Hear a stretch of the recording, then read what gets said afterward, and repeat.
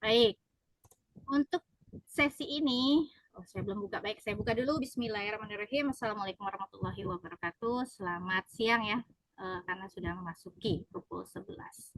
Oke, untuk sesi Vicon kelima, saya akan jelaskan terkait sesi 11 dan 12. Kita mulai dengan sesi 11 terkait penerapan keseimbangan lini ya rekan-rekan. Sudah dibaca belum nih? Untuk sesi 11 saya harap sudah dibaca. Jadi kalau misalkan sudah baca, nanti ada yang mau ditanyakan, kita bahas ya. Baik, jadi terkait penerapan keseimbangan lini. Nah, ini saya kutip dari buku yang saya gunakan, yaitu bukunya Heiser Render ya, tahun 2017, yang menjelaskan bahwa keseimbangan lini atau line balancing biasanya dilakukan Udah Bu, kita menggunakan, Bu. saya mute dulu ya. 4.000.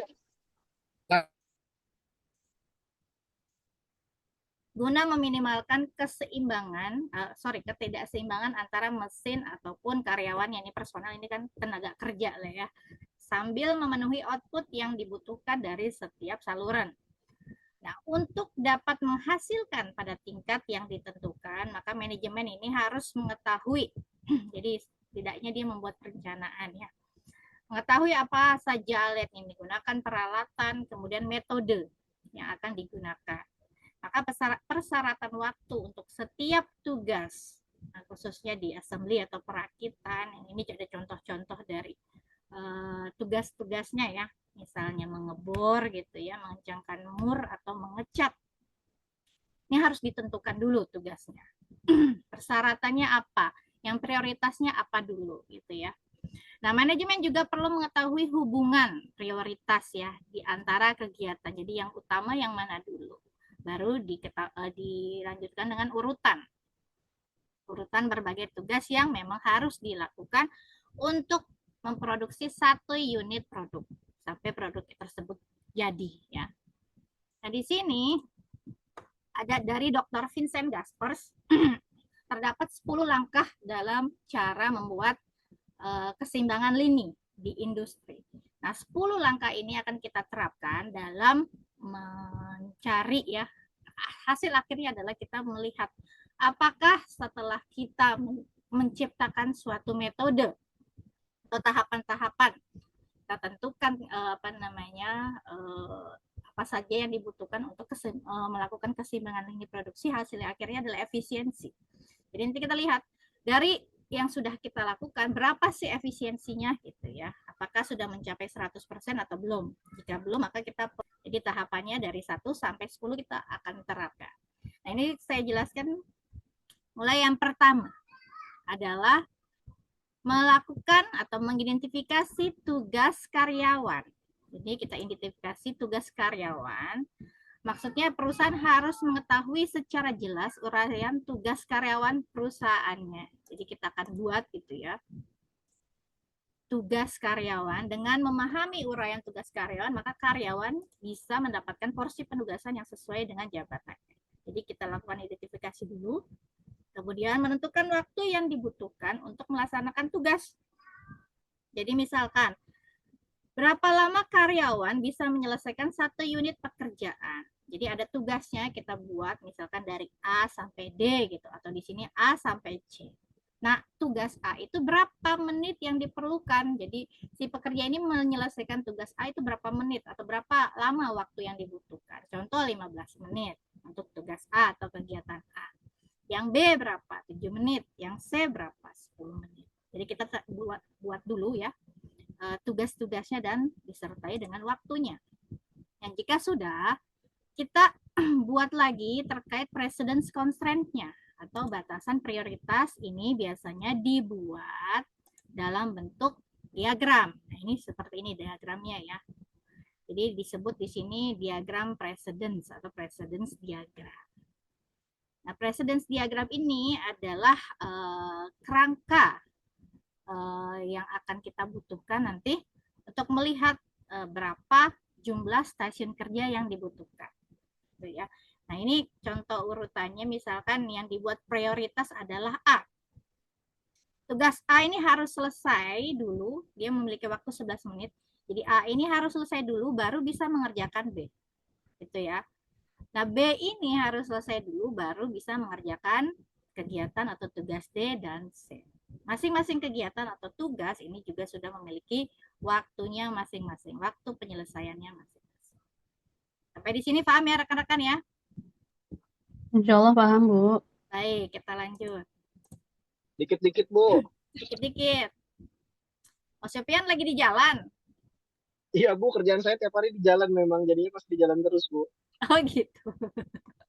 Oke, hati-hati. Bu, izin tanya. Ya, Presiden silakan. diagram tadi tuh sama dengan jaring-jaring proyek ya, Bu? Betul, mirip ya, tapi misal kalau di sini disebut presence diagram ya, kalau misalkan kita membuat keseimbangan lini.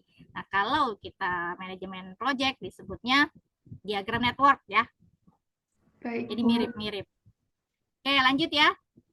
Sekarang jika sudah kita buat precedence diagramnya, nah ini kita hitung ya. Jadi kita buat dulu terkait penjelasan tentang output line balancing perusahaan. Kita menentukan apa yang diharapkan dari setiap lini produksi. Jadi contohnya tugas A itu ngerjainnya apa sih? Jadi dibuat keterangan. Ya, kalau misalkan nanti dalam soal nggak ada ya udah nggak usah dibuat gitu. Biasanya kan soal udah ada nih. Jadi di sini contoh misalnya di industri lampu, produksi A ini nih, si A ini adalah merangkai lampu hingga glass tube. Jadi merangkai lampu ya, jadi kaca lampu. Kemudian si B ini memasang duduk keterangan-keterangan, tapi kan kalau di sini dibuat tugasnya aja A, B, C gitu ya tanpa keterangan. Jangan lupa waktunya. Jadi setiap kegiatan itu kan ada waktu.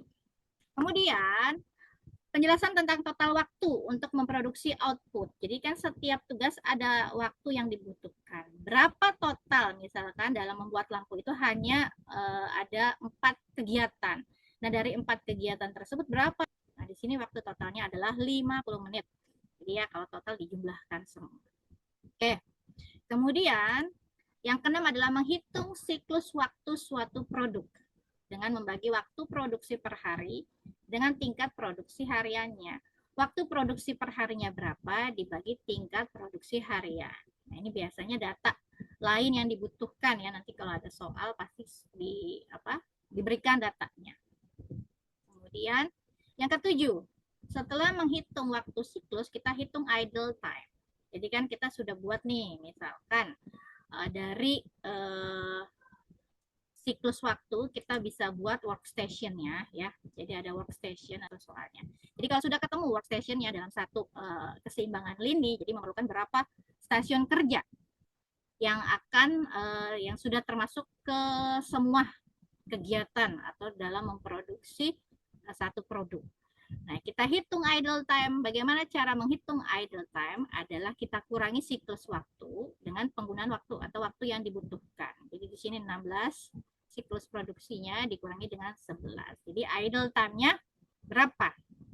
Contoh di sini untuk stasiun kerja 1, dia memiliki idle time adalah 4. Nah, di sini ketika kita menemukan idle time atau waktu menganggur ya disebutnya, atau waktu tunggu. Jadi apabila kita menghitung waktu idle dan mendapatkan nilai positif, berarti terdapat kegiatan menganggur ya. Jadi itu ada waktu menganggur untuk para karyawan itu selama 4 menit. Nah, ini 4 menit ini kan kita belum tahu secara keseluruhan apakah dari keseluruhan idle time atau total waktu idle time-nya ini ternyata memang harus diperbaiki atau tidak gitu dari nanti totalnya. Nah, kalau positifnya ada positif, artinya kita perlu perbaikan nih. Jangan sampai ada waktu menganggur untuk para kerja karyawannya gitu ya. Berarti kan kinerjanya kurang kalau ada waktu menganggur. Bisa-bisa nanti tidak mencapai atau efisiensinya ini kurang gitu ya. Nah, kalau apabila nilai idle time-nya adalah 0 atau negatif, nah ini maka tidak ada kegiatan idle time, artinya kerjanya sudah maksimal. Karyawannya ini keluar gitu, nongkrong-nongkrong, makan, minum, padahal di jam kerja atau waktu jam kerja. Itu artinya kalau minus dia sudah sudah maksimal, tidak ada waktu menganggur. Nah, ini workstation 1 4, workstation 2 ini 2 ya, masih positif, workstation 3 ini negatif, jadi tidak ada waktu menganggur. Workstation 4, 6. Workstation 5 ini minus 1. Nah, kalau kita total ternyata hasilnya negatif. Artinya ini keseimbangan ini sudah maksimal. Jadi tidak perlu ada perbaikan karena totalnya minus 1. Sampai sini, paham? Yang baik yang mana, yang tidak baik yang mana? Paham ya? Ibu, maaf mau tanya. Itu yang Silakan. di work session 1 memang salah penjumlahan aja atau gimana Ibu ya? 16 Coba. dikurangi 11 itu Oh, 4. 5 ya. Iya ya, harusnya 5 ya. Ya, ini Oke, salah oke ini. Bu. 5 Ya, ya. buat make sure aja Bu. Ya, Kasih Ibu. sama-sama, terima kasih ya. Jadi ini bisa dihitung lagi nih karena saya copy ya langsung dari buku, saya ceplok di sini ya. Jadi mungkin kali ini salah. Nanti rekan-rekan bisa coret sini ganti 5 itu ya. Tapi hasilnya gimana nih? Benar minus ya? Saya nggak hitung lagi soalnya. Nanti tinggal dilihat. Kalau ini kan ceritanya hasilnya ini antara 0 atau negatif, maka dikatakan waktunya sudah maksimal sehingga tidak ada idle time atau waktu menganggur. Oke, lanjut kita masuk ke stasiun kerja. Jadi kita lihat stasiun kerja di sini adalah kita bagi total waktu seluruh tugas dengan siklus waktu yang ada. Misal total waktu seluruh tugas untuk membuat suatu produk adalah 60 menit dan siklus waktunya sebesar 15 menit. Maka jumlah stasiun kerjanya adalah 60 bagi 15 adalah 4 stasiun. Ini contoh ya. Dibagi dengan siklus waktunya 15, maka ada 4 stasiun kerja. Kemudian menetapkan efisiensi dari keseimbangan lini atau line balancing diperoleh dengan perhitungan total waktu yang dibutuhkan. Jadi untuk menyelesaikan produk dibagi dengan hasil kali stasiun kerja. Nah, nanti dari sini kita lihat efisiensi. Jadi secara keseluruhan hasil akhirnya adalah kita melihat efisiensi. Waktu total penyelesaian produk dibagi jumlah stasiun kerja dikalikan siklus waktu ya. Misalkan masih kurang di bawah 50%, artinya perbaikan, atau 50% juga perlu perbaikan, artinya baru separuh ya. Ya rekan-rekan. Kemudian, nah dari hasil akhir kita lihat efisiensinya berapa. Apakah perlu melakukan lagi inovasi atau perbaikan atau continuous improvement agar efisiensinya bisa tercapai. Biasanya nanti perusahaan memberikan gitu ya standarnya berapa capaian efisiensi yang harus tercapai untuk produksi satu unit produknya gitu ya. Nanti ada kalau misalkan sudah mendekati 90% ke atas artinya ya sudah hampir tercapai. Nah, sekarang ada contoh soal. Di sini perusahaan PT Merapi memproduksi lampu hemat energi, di mana perusahaan PT Merapi mengalami permasalahan dalam mengelola keseimbangan lini produksi. Adapun total waktu yang diperlukan untuk meramu selama 80 menit, waktu kerja yang diberikan perusahaan adalah 8 jam sehari dan tingkat produksi hariannya adalah 30 unit per hari. Serta terdapat tabel waktu performansi untuk setiap tugas operasi sebagaimana tertulis pada tabel berikut. Nah, ini ada tugas atau kegiatan ya, 7 ya, ada 7 kegiatan dari A sampai G yang mana dia memiliki prioritas untuk setiap kegiatan. Jadi kalau A ini kan nggak ada, dia kegiatan utama yang memang pertama gitu harus diselesaikan. Kita buat precedence diagramnya bagaimana disertai dengan waktunya. Jadi udah ada total waktu. Kemudian secara keseluruhan adalah 80 menit ya, sesuai ya dengan ini. Ini saya nggak hitung lagi ya rekan-rekan, coba rekan-rekan pastikan ya, 80 menit. Kemudian dibuatlah precedence diagram.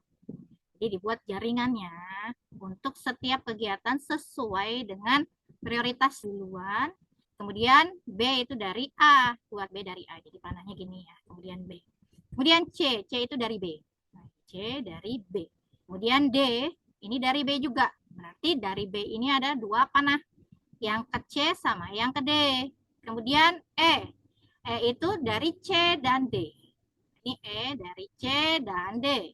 Ya, dari panah D ada, dari panah C ada untuk kegiatan E. Kemudian F dari E. Buat panah dari E ke F. Kemudian G dari E. Sudah semua? Kita buat precedence diagramnya. Jadi diagram dimulai dari kegiatan operasi A, butuh waktu 11 menit. Sampai pada G, butuh waktu 11 menit. Nah, kemudian kita hitung waktu produksi per hari PT Merapi adalah 8 jam sehari, sehingga berapa? Waktu produksinya 8 kali 60, kan 1 jam itu 80 menit. Sehingga kita bisa hitung siklus waktunya, yaitu waktu produksi per hari 480 dengan tingkat produksi hariannya.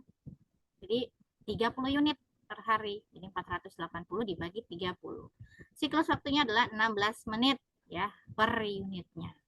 Nah, jumlah stasiun kerja PT Merapi dapat diperoleh dengan nus waktu. Nah, kalau kita sudah hitung siklus waktunya, kita bisa buat stasiun kerjanya. Kita hitung. Waktu total dari seluruh tugas adalah 80. Dibagi dengan 16. Ini dapat 5 stasiun kerja. Nah, bagaimana kalau misalkan nggak pas? Ini pas nggak coba? 80 bagi 16 betul ya? Betul, Bu. Betul ya. Nah, bagaimana kalau misalkan ada yang 5,6? Berarti kan nggak mungkin kita bagi ya 5 terus ada 0,6. Dibuletin ke atas gitu ya. Atau ada juga yang nggak dibuletin. Kita pas-paskan. Nah, dari diagram tadi, nah ini kita buat workstation. Jadi 5 nih, 5 stasiun kerja. Kita buat yang pertama, workstation pertama adalah A, stasiun kerja pertama. Kita buat lagi yang kedua adalah B. Pokoknya sampai 5 stasiun kerja ya. Kemudian yang ketiga adalah C sama D. Nah, C sama D adalah workstation ketiga. Keempat E dan kelima adalah F sama G. Jadi 5 ya, pas 5 stasiun kerja. Kalau kita sudah buat stasiun kerjanya, kita bisa hitung idle time-nya. Nah, ini salah ya, berarti ini 5 ya. Ini benar nggak nih? Coba. 4 bukan 4, Hasilnya 5 nol, ya. Bu. 5. Iya, 0 ya, berarti iya, masih Bu. maksimal ya. Ya, berarti perhitungan dari siklus, idle nilainya di sini 0. Artinya secara keseluruhan meskipun ada workstation yang memiliki idle time positif, namun secara total sudah maksimal. Kenapa? Karena total idle time-nya adalah 0. Atau misalkan ada yang minus 1, ya berarti dia juga minus 1, itu artinya sudah maksimal. Nah, sudah maksimal ini nanti perlu kita hitung efisiensinya berapa sih? Gitu ya. Nah, kita lihat efisiensi. Untuk efisiensi dari keseimbangan lini diperoleh dengan menghitung total waktu penyelesaian produk dibagi dengan hasil perkalian stasiun kerja dengan siklus waktu. Jadi waktu total penyelesaian produknya berapa? 80. Jumlah stasiun kerja dikalikan siklus waktu. 5 kali 16. Ini kan 80 juga itu 10%. Hasil perhitungan efisiensi menunjukkan hasil 100%. Menurut rekan-rekan kalau nilainya 100% sudah oke atau belum? Karena Sudah efisien. Ya, sudah efisien. Dia sudah mencapai 100%. Artinya, dari 5 stasiun kerja yang dibuat sudah sesuai untuk perusahaan PT Merapi. Itu ya, jadi tidak perlu ada perbaikan lagi. Namun ketika nanti efisiensinya menurun, misalkan berubah lagi waktunya atau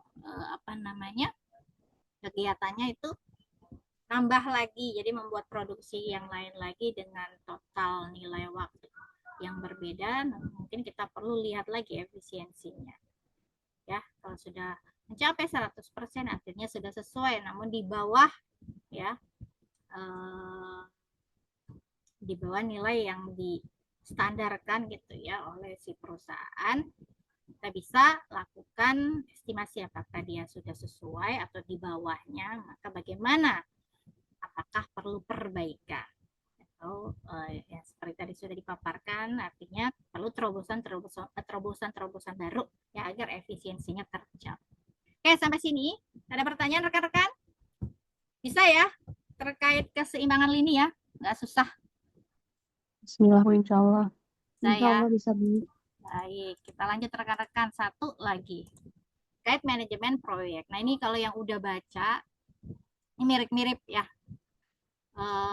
Miripnya adalah diagramnya, tapi kalau perhitungannya berbeda.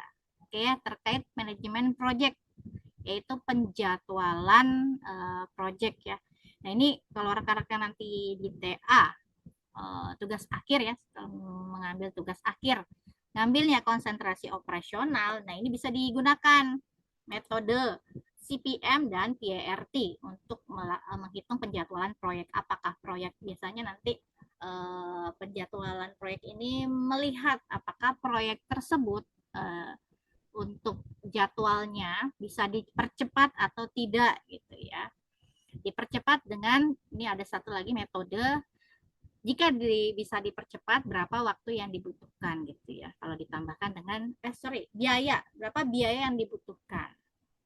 Nanti bisa dilihat nanti kalau penjadwalan terkait efisiensi waktunya. Berapa persen? Oke, manajemen proyek adalah suatu teknik yang digunakan untuk merencanakan, mengerjakan, dan mengendalikan aktivitas. Nah, ini kegiatan suatu proyek untuk memenuhi kendala waktu dan biaya proyek. Teknik ini berorientasi pada pencapaian tujuan, di mana tujuan tersebut mungkin pembangunan gedung, pembukaan kantor baru, atau pengendalian kegiatan penelitian dan pengembangan. Adapun 3 fase dalam manajemen proyek, yaitu perencanaan, penjadwalan, dan pengendalian. Kita lihat terkait penjadwalan proyek. Nah, kalau penjadwalan proyek di sini adalah meliputi pengurutan dan pembagian waktu untuk seluruh kegiatan proyek. Jadi, manajer memutuskan berapa lama tiap kegiatan memerlukan waktu dan menghitung berapa banyak tenaga kerja dan bahan yang diperlukan pada tiap tahap produksi. Jadi, misalkan kegiatannya adalah membuat sebuah, kemarin itu digunakan oleh mahasiswa yang mengambil tugas akhir adalah membuat kantin perusahaan. Jadi dari membuat fondasi sampai pada kantin tersebut jadi gitu ya. Yang pertama adalah memutuskan proses yang harus berjalan. Yang kedua, memutuskan kapan dan selama berapa lama proses tersebut berjalan. Nah, di sini penjadwalan proyek meliputi pengurutan ini. Nah, keputusan penjadwalan di sini bisa dalam bentuk ya atau dilakukan oleh organisasi apa saja. Bisa rumah sakit, keputusan penjadwalannya bisa mencakup penggunaan ruang operasi, kemudian pengaturan atau penjadwalan staf, keamanan dan perawat. Atau universitas seperti kita, yaitu jadwal mahasiswa dan pengajarnya. Kemudian membagi kuliah bagi sarjana ataupun pasca sarjana. Kemudian restoran, koki dan pramusajinya. Kemudian jam atau waktu jam bukanya. Nah, pabrik, produksi barang, pekerja dan pembelian material, kemudian penerbangan, jadwal keberangkatan dan perawatan pesawat dan sebagainya.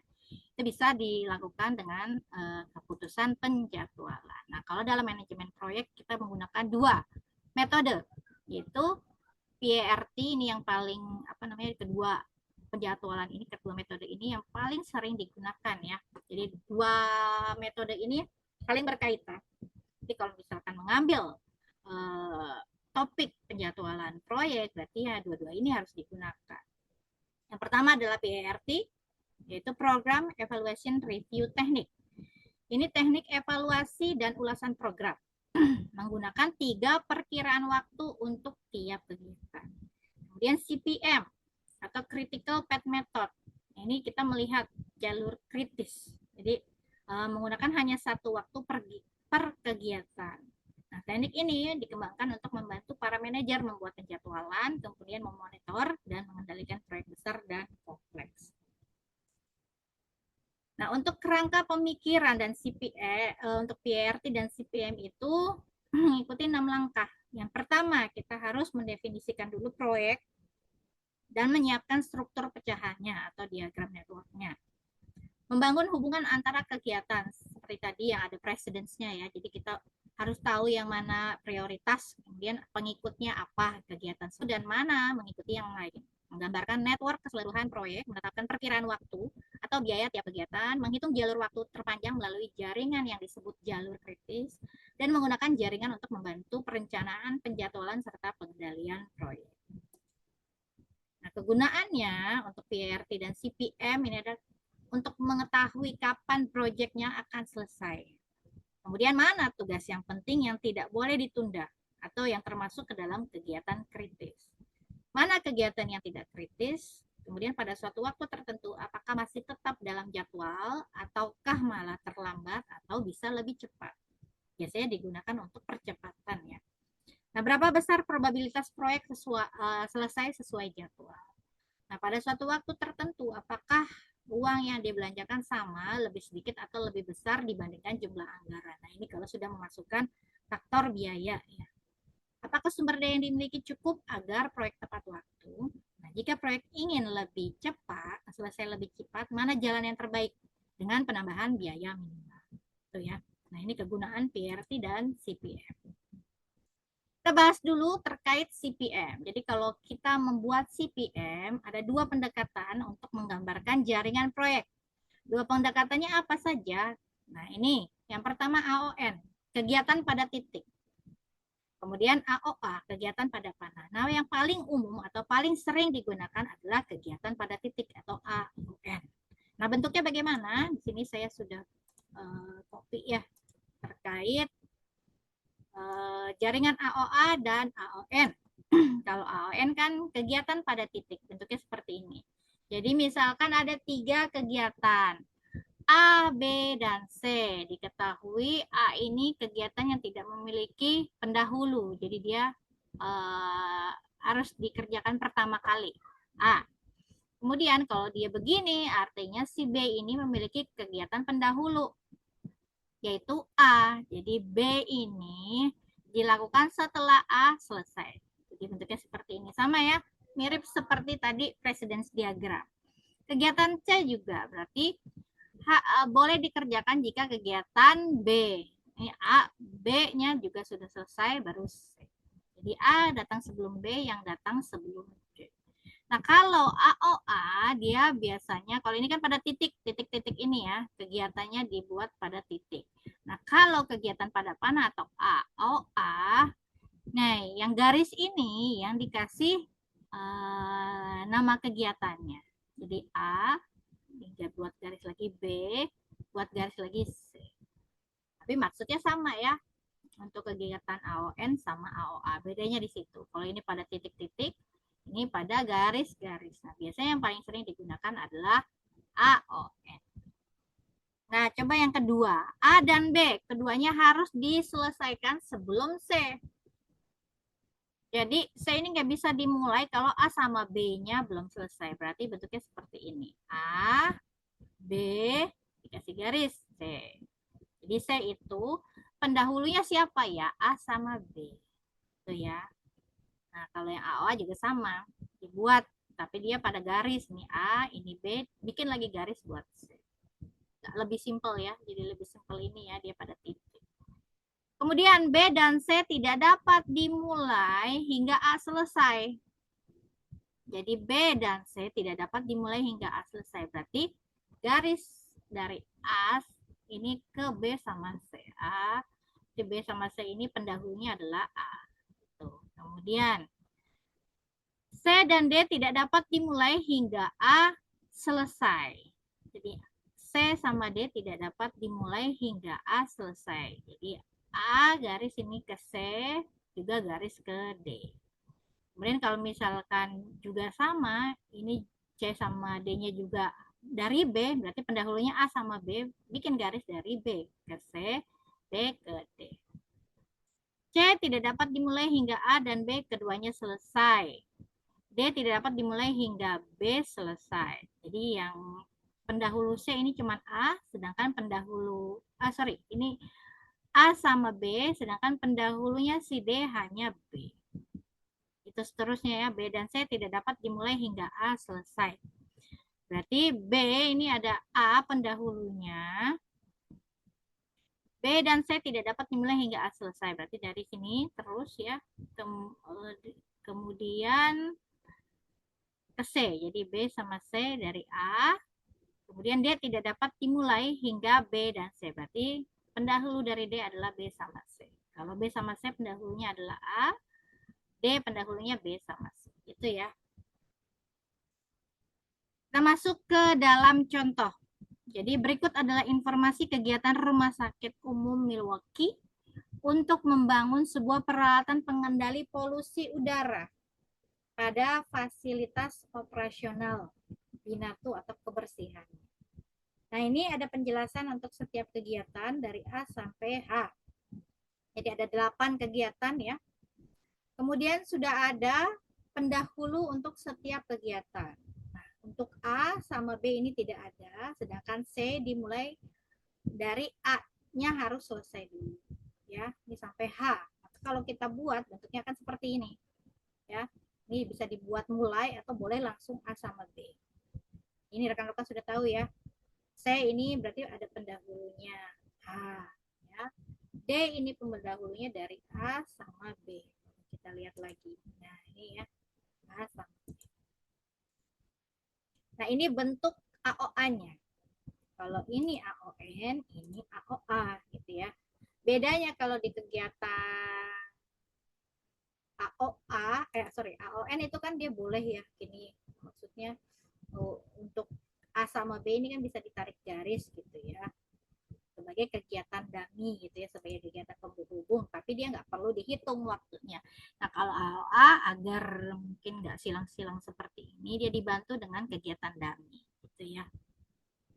Namun kegiatan dummy ini hanya disyaratkan dengan garis putus-putus, namun tidak dihitung gitu, dihitung ininya, dihitung waktunya, dia kosong, nggak ada. Kemudian dengan menggunakan contoh 1, setelah jaringan proyeknya digambarkan untuk menunjukkan semua kegiatan dan hubungan yang harus didahulukan, maka selanjutnya kita buat nih total waktunya. Jadi ke setiap kegiatan kita masukkan berapa waktu yang dibutuhkan. Untuk A ini kan dimasukkan waktunya 2 minggu. Ini rekan-rekan kalau ada soal nggak usah dimasukkan lagi, ini udah ada ya. Kemudian 2 minggu, B 3 minggu, sampai pada H 2 minggu. Ini total waktunya 25 minggu. Jadi untuk kegiatan pembuatan tadi binatu ya, atau kebersihan, nah ini butuh waktu 25 minggu. Maka nanti kita akan hitung dengan CPM. CPM kan Critical Path Method. Artinya kita akan menghitung kegiatan mana yang termasuk ke dalam jalur kritis. Ya. Jadi untuk mengetahui seberapa lama proyek dapat diselesaikan, kita melakukan analisis jalur kritis. Jalur kritis adalah jalur waktu terpanjang yang melalui jaringan. Untuk mengetahui jalur kritis, kita menghitung 2 waktu dan akhir untuk setiap kegiatan. Nah, apa saja yang akan kita hitung? Pertama, kita harus tahu earliest start atau mulai terdahulu, IS. Waktu terdahulu suatu kegiatan dapat dimulai dengan asumsi semua pendahulu sudah selesai. Kemudian IF adalah waktu terdahulu suatu kegiatan dapat selesai, dan LS itu mulai terakhir. Waktu terakhir suatu kegiatan dapat dimulai sehingga tidak menunda waktu penyelesaian keseluruhan proyek. Dan LF adalah latest finish. Waktu terakhir suatu kegiatan ya. Nah, kalau kita masukkan ke dalam diagramnya atau networknya, maka ini IS, ini LS, ini IF, ini LF, gitu ya. Nama kegiatannya adalah A, waktunya adalah 2. Contoh ya, ini pakai jaringan AON. Ya, bentuknya seperti ini, kegiatannya pada titik, ini adalah titik. Jadi kegiatannya pada titik, kegiatan A, dan waktu 2. Nah, ini bisa 2 minggu ya, atau 2 hari, tergantung dengan soalnya. Kemudian mana waktu IS-nya? IS di sini. Mulai terdahulu. Jadi berapa nanti? Kalau dia A berarti IS-nya adalah 0 gitu ya. Tadi nanti ketika kita menghitung selesai terdahulu, nanti kan prosesnya ada forward, ada backward. Nah, kalau forward IS ditambah 2, hasilnya adalah IF. Misalkan di sini 0 karena A ya. 0 tidak ada pendahulu, 0 ditambah 2 berarti IF-nya berapa? Ada yang tahu? Kalau 0 ditambah 2 berarti IF-nya 2. 2. Itu ya. Jadi nanti selanjutnya B. Berarti masuk nih. Di B berarti IF. Misalkan ini udah berubah jadi B. Berarti IF-nya di sini 2. Misalkan di B juga 2, berarti 2 tambah 2 IF-nya berapa? 4. 4. Itu ya rekan-rekan ya. Bisa ya? Kita coba nih. Nah ini sudah dimasukkan untuk waktunya. Nah kita hitung. Jadi untuk menghitung jalur kritis, kita akan menghitung secara forward. Forward artinya maju ya. Ini saya aneh nih kenapa nggak bisa buat nulis.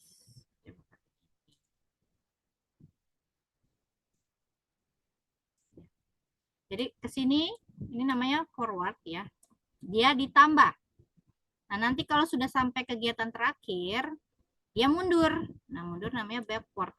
Nah, Kalau tadi maju ditambah, kebalikannya. Kalau mundur berarti di apa? Dikurangi. Dikurang. Itu ya rekan-rekan. Oke. Kita lihat. Nah ini kan dia buat nih, ada startnya lah, mulai. Berarti kegiatan pendahulunya adalah A sama B. Gitu kan. A sama B itu nggak ada kegiatan awal, maka dia duluan. A, ini IS-nya berarti 0.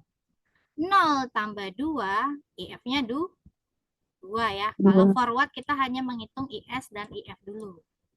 Ya. Tadi 0 tambah 2, 2.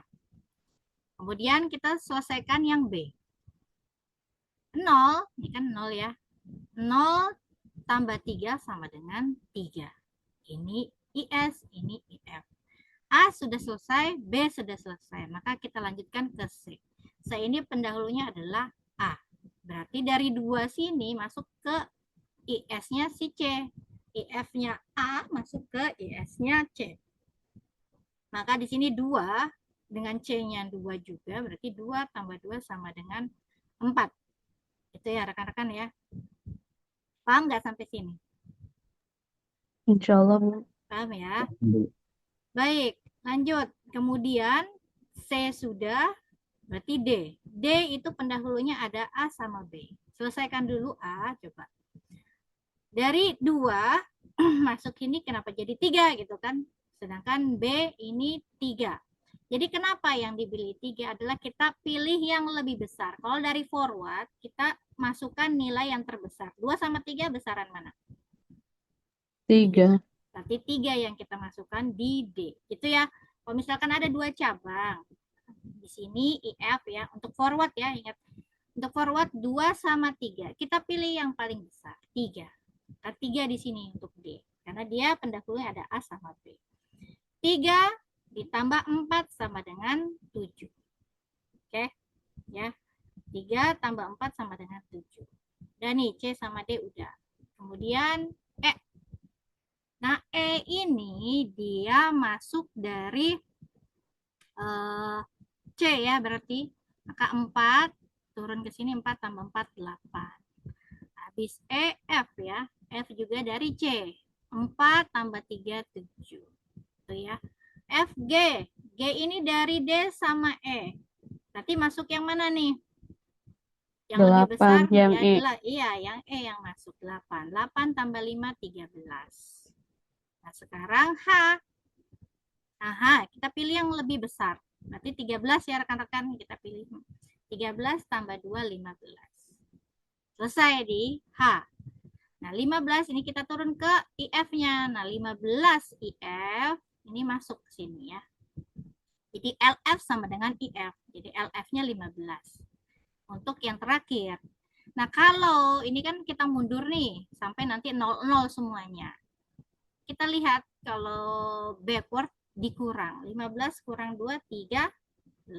17. Nah, sekarang F sama G itu dari H. Kita pilih. Ini kan cuma 1. Maksudnya 13 masuk sini, 13 masuk sini gitu ya. Masuk yang ke bawah. 13 kurang G-nya dulu deh. 13 nih, 13. 13 kurang 5 8. Ini 13 masuk, 13 kurang 3 10. Itu ya. Kemudian ke apa dulu nih? Ke E ya. F, G, F dulu, F udah selesai, ke E. Ya. Dari G ke E. Kita lihat 8, ini kan 8. 8 kurang 4 4. Kemudian ini 10 kurang. Nah, ini kita lihat dari sini. Nah, ada 10 sama 4. Mana yang kita ambil adalah yang lebih kecil ya rekan-rekan. Kalau backward, kalau forward ada yang lebih besar, maka backwardnya ambil yang lebih kecil. 10 sama 4. Berarti kita pilih 4. Maka di C ini 4. 4 kurang 2, 2. Nah, kalau ini karena dia cuma 1, berarti 8. 8 kurang 4, 4.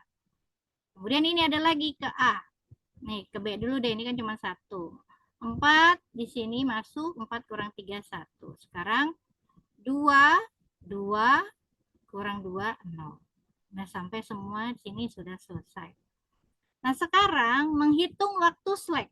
Nah, rekan-rekan bisa lihat, ini kan sudah nih, ini kita sudah tahu yang apa namanya untuk perhitungan IS, IF, LS, LF. Masukkan ke di sini untuk menghitung. Jadi kita akan hitung waktu slack. Jadi masukkan ke dalam tabel. Saya hapus dulu ya. Oke,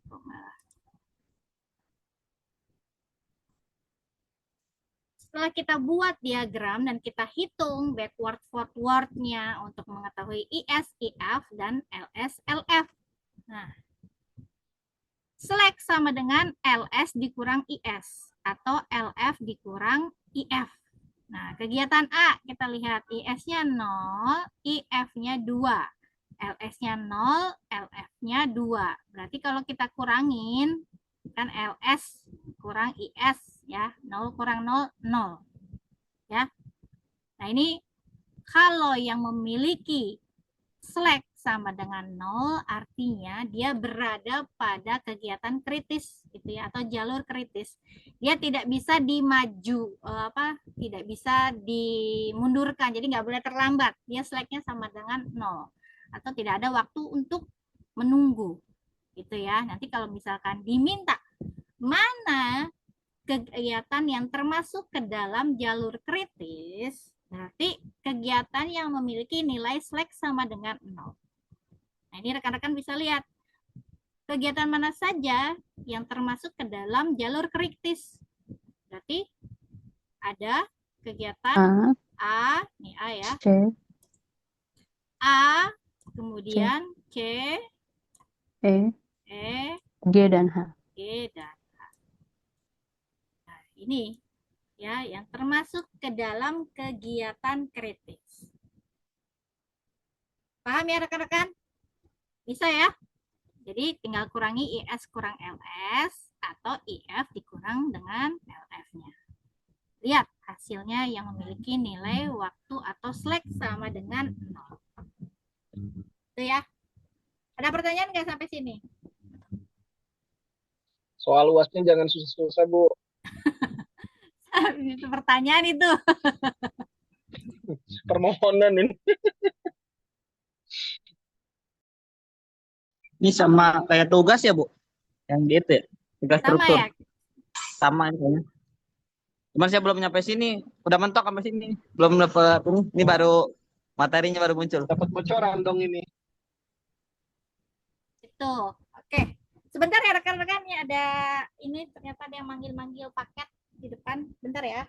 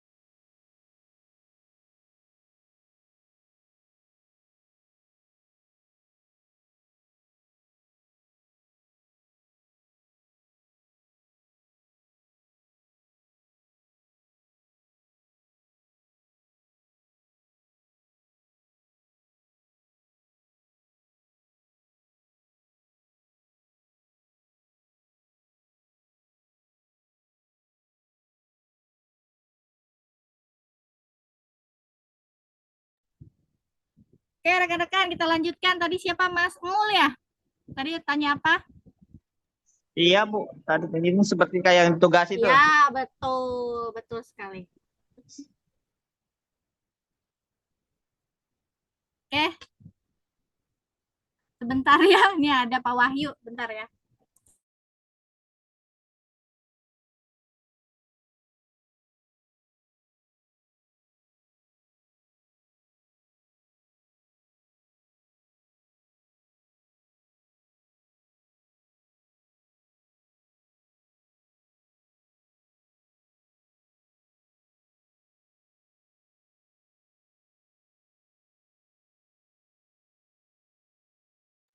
Oke, jadi ini sama ya seperti tugas yang saya berikan. Sengaja saya buat sekarang kan, jadi rekan-rekan kerjain dulu yang ada, baru kerjain ini. Sekarang kan berarti Mas Mul udah bisa ya ngerjain.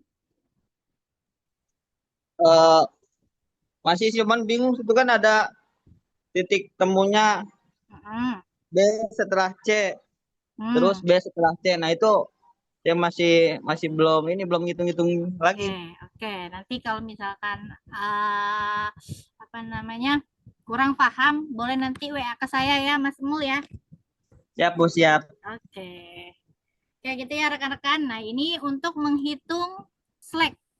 Ya ini ya, sama lah rekan-rekan bisa baca. Jadi kalau sudah ada jalur kritisnya, nanti saya mau lihat nih kalau rekan-rekan ngerjain tugasnya, harus ditandain mana jalur kritis jaringannya.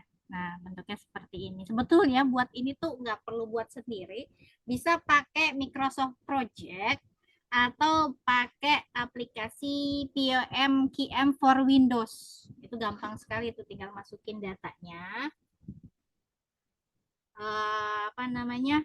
Tinggal masukin nilai waktu-waktunya nih, kegiatan apa saja, kemudian harus tahu pendahulunya apa saja, tinggal nanti dibuat.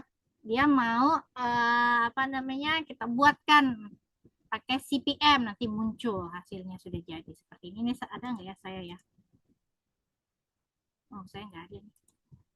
Pokoknya nanti bisa jadi seperti itu, mirip seperti ini. Nanti dikasih tahu yang garis merah adalah untuk jalur kritis, gitu ya.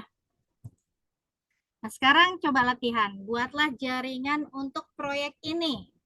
Nih, ada A sampai H, pendahulunya A ini enggak ada, B-nya ada A. Sampai nanti H juga memiliki pendahulu. Buatlah jaringan untuk proyek ini, hitunglah waktu slack untuk setiap kegiatan, tunjukkan jalur kritis untuk kegiatan ini. Nah, jadi rekan-rekan, kita lihat nih. Kita buat ya. Ini kan berarti rekan-rekan udah lihat ya hasilnya ya. Berarti buat. Nah, ini A. Kemudian si B itu ada pendahulunya nggak? Ada. Ya. A. Maka di sini B. Kemudian C juga C. pendahulunya C ada setelah A. A. Nah, kemudian apa lagi? D. D. E. F. Ya. Ini kalau yang garis-garis ini ya, rekan-rekan harus sudah tahu bahwa dia pendahulunya H. Oh ini ada nih. Ini saya buat dari hasil aplikasi POM QM for Windows. Jadi bentuknya seperti ini. Nanti yang jalur kritis sudah ditunjukkan sama dia. A ini A, C, F sama H. Nanti dihitungkan nih slack time-nya sama dia juga, sama si aplikasi. Udah ya. Rekan-rekan bisa download lah. Itu bisa digunakan untuk macam-macam, forecasting juga bisa, perencanaan agregat yang kemarin pola produksi juga bisa. Jadi, pakai aplikasi itu mudah. Memang dia buat operational management. Jadi bentuknya seperti ini untuk tugas latihan ya tadi. itu kan. Nah ini ya. Bu, Nah, kenapa? untuk nama aplikasinya apa, Bu? Sekali lagi. POM QM for Windows. Saya pakai versi 5.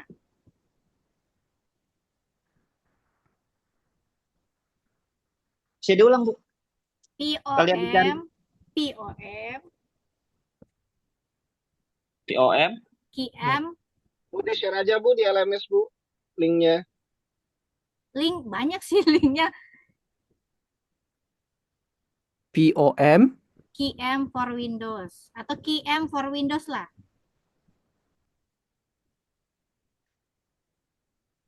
Lihat di YouTube juga banyak cara Oh, tahu. download sama installnya. Saya pakai versi 5. Itu free kok. Formac beda ya, Bu? Kenapa? Formac. Format kayaknya beda lagi deh. Saya soalnya pakai yang buat ini. Buat Windows. Microsoft Project sama juga. Microsoft Project juga sama. Cuma kalau Microsoft Project dia bentuknya nggak bulat-bulat gini ya. Oke, gitu. Jadi ini dapat. kita hitung. Nggak perlu lagi tadi buat apa? Mau dibuat manual juga boleh, jadi dihitung ya di sini ya. Biar rekan-rekan tambah jago ngitungnya. Nah, kalau ini kan langsung dia jadi, nanti dia buat di sini. Udah hasil ada slack-nya. Jadi yang memiliki slack 00 ini adalah yang termasuk ke dalam jalur kritis. Berarti apa aja? A, C, F sama H. Gitu ya. Nah, sampai sini ada pertanyaan nggak sebelum saya lanjut ke PART? Nah, Sofian, bisa dipahami? Sedikit-sedikit, Bu. Oke ya. Nanti kalau misalkan tugas ada pertanyaan, silakan. Cuman ada beberapa mahasiswa yang nanya ya kemarin ya. Saya belum buat sih jawaban tugas ya untuk yang pola produksi. Bisa lah nanti konsultasi kalau saya sudah selesai. So banyak banget ini kerjaan. Jadi saya belum sempat buat jawaban tugas. Oke ya. Kita lanjut ke PART. Sedikit lagi ya rekan-rekan. Nah, PART di sini bila CPM-nya memperkirakan waktu komponen kegiatan proyek, maka di sini PART ini memakai pendekatan yang menganggap bahwa kurun waktu kegiatan itu tergantung pada banyak faktor dan variasi. Dia menggunakan 3 perkiraan waktu. Waktu pesimis, waktu paling mungkin atau normal, dan waktu optimis. Nah, waktu pesimis itu dilambangkan dengan B, normal M, optimis A. Jadi pesimis tahu ya, artinya misalkan masih bisa lebih lama gitu ya. Paling lambat lah, atau waktu paling mungkin atau normalnya ini biasanya sudah diberikan. Misalkan pekerjaan atau kegiatan harus diselesaikan dalam waktu berapa gitu ya. Optimis artinya bisa dipercepat. Karyawan tuh banyak yang Ketiga waktu perkiraan itu selanjutnya digunakan untuk menghitung waktu yang diharapkan atau expected time. Nah, ini ada penjelasan dari ketiga waktu tersebut. Waktu optimis, waktu yang dibutuhkan untuk menyelesaikan suatu pekerjaan atau suatu aktivitas dengan asumsi jika pelaksanaan aktivitas berjalan dengan sangat baik. Waktu tercepat yang mungkin dapat dicapai untuk menyelesaikan suatu aktivitas. Waktu optimis B, waktu yang dibutuhkan untuk menyelesaikan suatu aktivitas dengan asumsi jika pelaksanaan aktivitas berjalan dengan sangat buruk. Jadi bisa terlambatnya berapa lama sih gitu ya, atau waktu terlambat. Nah, waktu normal adalah waktu yang dibutuhkan untuk menyelesaikan suatu aktivitas dengan asumsi jika pelaksanaan aktivitas berjalan dengan normal. Nah, ini kegiatan waktu estimasi tersebut berhubungan dengan bentuk distribusi beta dengan parameter A dan B pada titik akhir dan M sebagai modus. Nah, jadi kalau misalkan optimis kan berarti dia artinya lebih cepat ya. Kemudian M adalah normalnya, jadi normalnya 5. Bisa dipercepat menjadi 3 gitu ya. 3 hari, dari 5 hari bisa jadi 3. Nanti kita lihat efisiensinya berapa ini kalau bisa dipercepat gitu ya. Kemudian di sini waktu ini waktu pesimis. Pesimisnya adalah 13 hari. Ini adalah rata-rata. Jadi waktu yang kita lihat estimasi waktu yang dibutuhkan setelah kita hitung. Nah, rumusnya apa? Nah, di sini berdasarkan distribusi ini waktu rata-rata atau waktu yang diharapkan TE ya, dilambangkan TE, dan berapa variansi atau penyimpangannya untuk setiap kegiatan. Dihitung dengan rumus ini kalau mencari expected time, TE A ditambah 4 kali M. Ini jangan ditanya lagi 4 dari mana, Bu? Ini udah rumusnya ya. Gak usah ditanya lagi. Jadi 4 dikali M ditambah B dibagi 6. Itu ya. Perlu ditanya-tanya lagi dari mana, ini udah rumusnya memang begitu. Kemudian variansi penyimpangannya, maka B dikurang A dibagi 6. Pangkatkan 2. TE adalah waktu penyelesaian proyek dalam distribusi normal atau waktu kritis. Maka kalau kita lihat berapa TE-nya 6. Ya. Jadi sebetulnya expected time-nya 6. Nah, kalau optimisnya adalah 3, pesimisnya 13, dan normalnya 5. Gitu. Nah, kemungkinan penyimpangannya adalah sekitar 2,78. Gitu ya. Ini cuma nggak digambarkan. Jadi penyimpangan lewat dari untuk memenuhi expected time itu 2,78. Contoh. Nah, kita masuk ke dalam contoh. Jadi langkah pertama menentukan A, M, B, TE, dan variasi waktu dari setiap kegiatan. Nah, kalau ini kan kita nggak usah nih, kalau misalkan ada soal, nggak usah lagi dicari lagi optimis, kemudian sama pesimisnya yang udah ada. A, pesimis, M adalah normal, B adalah pesimis. Kita hitung TE-nya, tadi pakai rumus ini ya rekan-rekan, TE.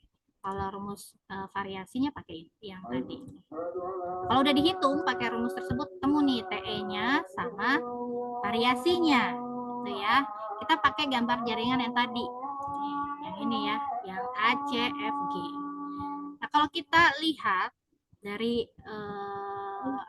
project ini, kita hitung pakai PERT.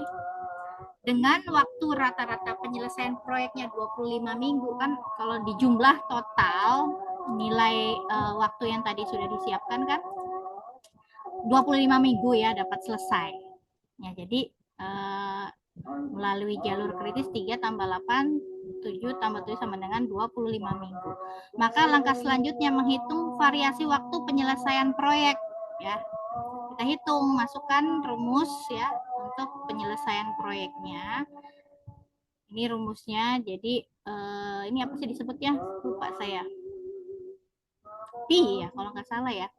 Ini di akar di pangkat 2 dijumlah, kemudian dicari akarnya. Sudah ketemu 2,0067 sama dengan 1,42. Ini standar deviasi waktu penyelesaian proyek ya. Nah, langkah terakhir adalah menentukan berapa probabilitas apabila proyek direncanakan selesai dalam waktu misalnya 27 minggu. Bagaimana pula probabilitasnya bila diselesaikan dalam waktu 25 minggu? Maka kita hitung dulu untuk nilai Z. Jadi Z-skornya berapa? Kemungkinan tercapainya jika selesai dalam waktu 27 minggu itu berapa? Kalau kita masukkan Z sama dengan 27,25. Jadi harusnya selesai 25 minggu, tapi kemungkinan misalkan kita paling lambat lah 27 minggu. Jadi 27 dikurang 25 dibagi 1,42. Hasilnya 1,41. Nah, rekan-rekan buka nih tabel distribusi Z atau Z-score. Nanti lihat, cari nilai Z sama dengan 1,41 itu berapa probabilitasnya. Nah, kalau dilihat ternyata untuk tabel Z 1,41 probabilitasnya adalah 0,92. Nah, berarti probabilitas proyek dapat diselesaikan selama 27 minggu adalah kemungkinan 92% bisa tercapai atau bisa berhasil ya selesai dalam waktu 27 minggu. Itu ya rekan-rekan ya. Jadi nilai Z ini perlu rekan-rekan lihat di tabel Z. Oke, berarti selesai. PRT ada nggak? Saya minta nggak di tugas? Nggak ada ya? Hanya CPM ya. Jadi rekan-rekan hitung pakai CPM. Kalau misalkan yang PRT nggak ada. Oke, ada pertanyaan nggak rekan-rekan? Ibu, maaf, untuk tabel Z-nya ininya di mana ya, Bu? Oh, ini Google aja Mbak Imas, coba. Google aja ya? Browsing aja. Tabel Z-score. Di googling aja. Ada kok. Itu ya. Tadi selesai ya rekan-rekan. Berarti minggu depan kita lanjutkan sesi 13. Berarti 9, 10, 11, 12 selesai. Kita lanjutkan minggu depan untuk materi sesi 13. Ada pertanyaan nggak?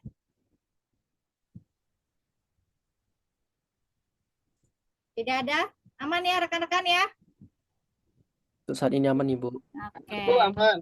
Oke, kalau begitu. Oke, kalau begitu sesi Vicon saya tutup ya rekan-rekan. Insya Allah minggu depan kita buat lagi untuk Vicon sesi 13. Saya akhiri. Terima kasih untuk rekan-rekan yang sudah hadir. Saya tutup. Wassalamualaikum warahmatullahi wabarakatuh. Waalaikumsalam warahmatullahi Waalaikumsalam. wabarakatuh. Terima kasih, Bu. Sama-sama, terima kasih ya semuanya.